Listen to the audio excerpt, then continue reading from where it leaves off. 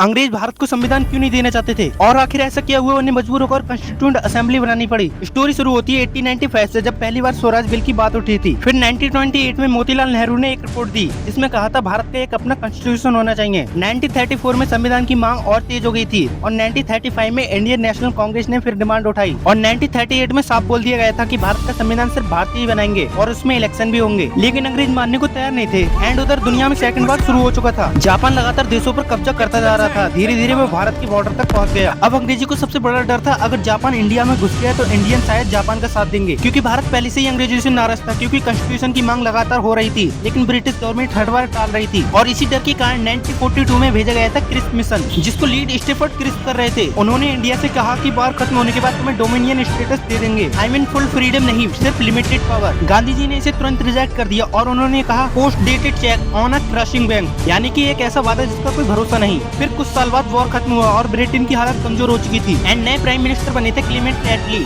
उन्होंने समझ लिया था कि भारत को ज्यादा समय तक कंट्रोल करना मुश्किल है, इसीलिए 1946 में भेजा गया कैबिनेट मिशन। इस मिशन में 3 बड़े ब्रिटिश कैबिनेट मिनिस्टर थे, Pethick Lawrence, Stafford Cripps, A B Alexander. अब बात हुई संविधान बनाने की। कॉन्स्टिट्यूट असेंबली में 389 सीट्स रखी गयी। 93 सीट्स प्रिंसली स्टेट्स की थी जहाँ इलेक्शन नहीं हुए थे, मेंबर्स नॉमिनेट किए गए एंड 296 सीट ब्रिटिश प्रोविंसेस की थी जहाँ इंडायरेक्ट इलेक्शन हुए थे। इलेक्शन जुलाई अगस्त 1946 में हुए एंड रिजल्ट है जिसमें इंडियन नेशनल कांग्रेस की 208 सीट, मुस्लिम लीग की 73 सीट्स एंड इंडिपेंडेंस की 15 सीट। बट प्रिंसली स्टेट ने शुरुआत में पार्टिसिपेट नहीं कर रहे थे क्योंकि राजाओं को अपनी पावर खोने का डर था एंड मुस्लिम लीग भी अपना अलग टुकड़ा बनाना चाहती थी, इसीलिए उन्होंने शुरुआत में असेंबली का बॉयकॉट किया। एंड फिर आया वो ऐतिहासिक दिन 9 दिसंबर 1946, दिल्ली में कॉन्स्टिट्यूट असेंबली की पहली बार मीटिंग हुई एंड वहाँ के टेम्परेरी प्रेसिडेंट बने थे डॉक्टर सत्यनारायण सिन्हा एंड 11 दिसंबर 1946 को डॉक्टर राजेंद्र प्रसाद को परमानेंट प्रेसिडेंट चुने गए, जिसमें 2 वाइस प्रेसिडेंट भी थे, HC मुखर्जी, BT कृष्णमाचारी। और यहीं से शुरू हुई थी भारत के संविधान बनने की असली जर्नी। गाइस, ऐसे ही एक्सप्लेनेशन वीडियो देखने के लिए वीडियो को लाइक एंड चैनल को सब्सक्राइब कर दो